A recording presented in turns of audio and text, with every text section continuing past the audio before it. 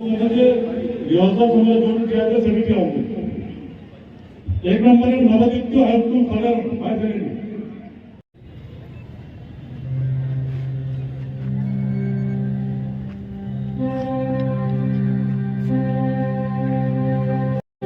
सलामी देंगे। राष्ट्र सलाम सलाम।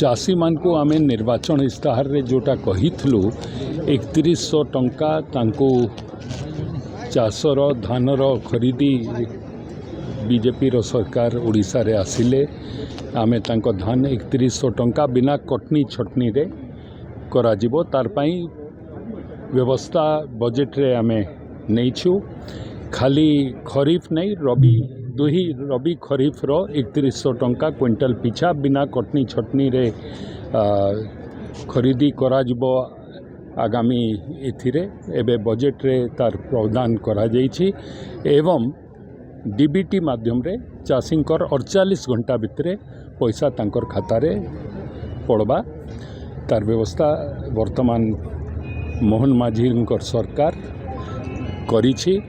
मुई आपण मानकर साहाय्य सहयोग कामना करुछि।